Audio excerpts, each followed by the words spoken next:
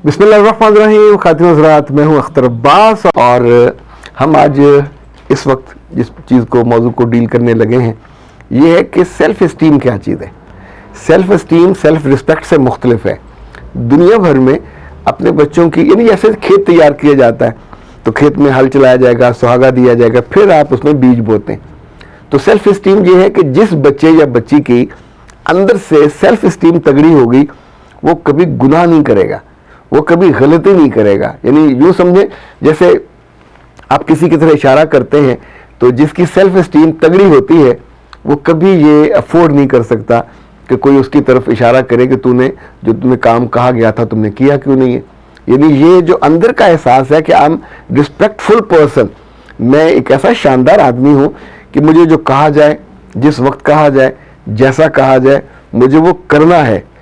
अच्छा, जब ये हो जाता है तो फिर जो खुशी और जो राहत आपको होती है आप उसका तसव्वुर नहीं कर सकते। इसकी बुनियाद दो चीज़ें हैं।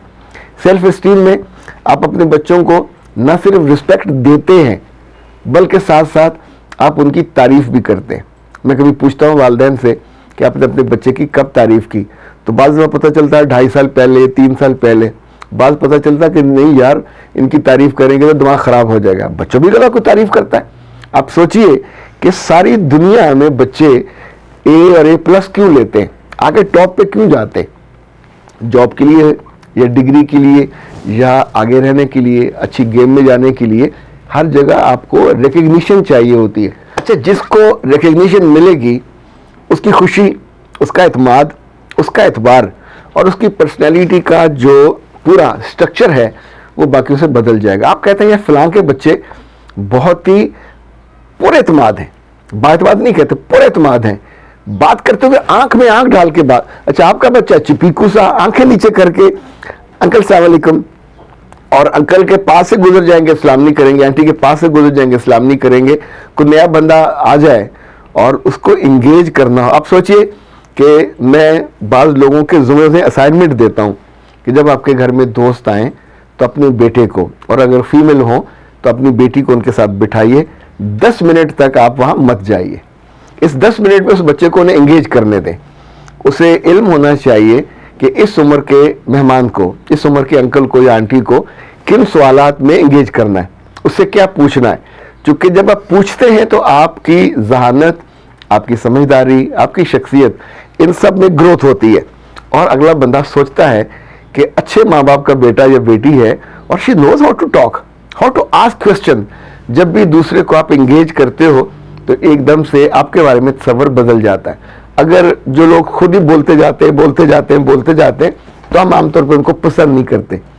और वो लोग, लड़के हों या लड़की हों, जो किसी भी महफिल में, दोस्तों में, घर में, फैमिली में, शादी में, एक तो है ना कि आप सुम्मुम बुकमुन उमयुन बैठे हुए लोगों को आते जाते देख रहे हैं, इनकी कभी इज्जत नहीं होती, इनकी कभी पहचान नहीं होती, कोई इनसे दोस्ती करना भी नहीं चाहता।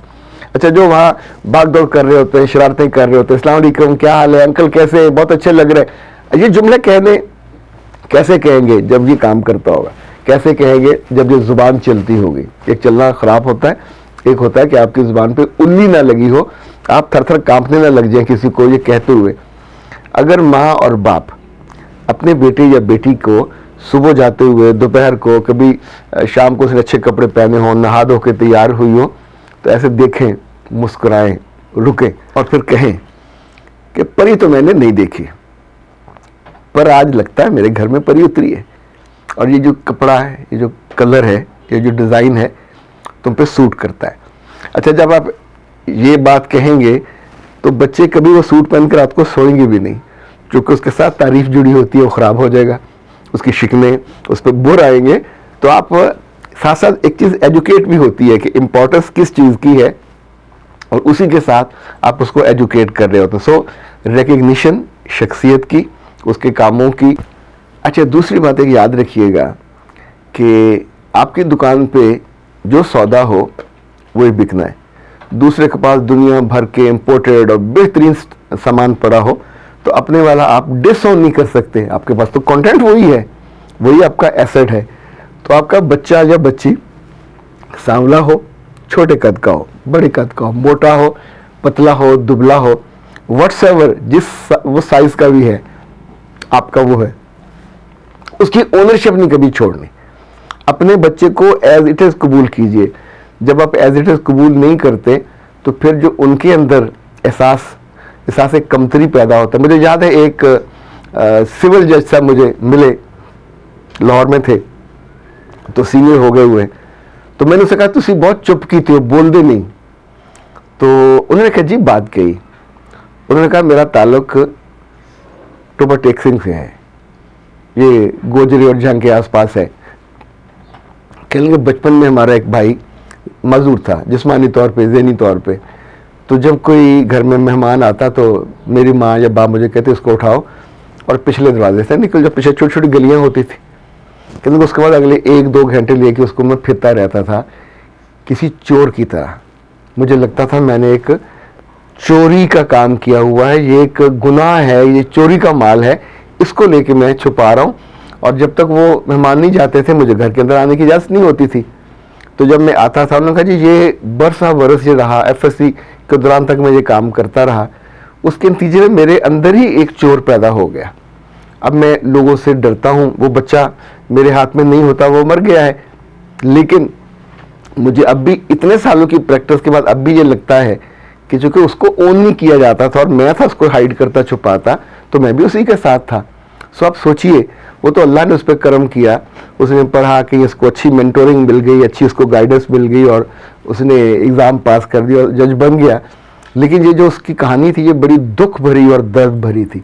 तो अपने प्यारे बच्चों को वो जैसे भी हों, लोगों से गुनाह है आपको अगर कभी आपने अपने बच्चे को किसी से कंपेयर किया, फलां का रंग बहुत अच्छा है, फलां का कद बहुत अच्छा है, फलां की जहानत बहुत अच्छी है, फलां के नंबर बहुत अच्छे हैं। पंजाबी में कहते हैं खाए खसमानो, लोग जो मर्जी हों, उनके बच्चे जैसे मर्जी हों, उनके घर जैसे मर्जी हों, आप कम अमीर हैं, दरमियाने अमीर हैं, बहुत अमीर हैं, इस बच्चे को आप शानदार बना लो, इसका मजबूत बना लो, तगड़ा बना लो। आने वाले बरसों में यही आपकी इज्जत है, यही आपकी पहचान है, यही आपकी मोहब्बत है, यही आपकी खुशी है, यही आपका एजाज़ है। अख्तर अब्बास को दीजिए इजाज़त। अस्सलाम वालेकुम।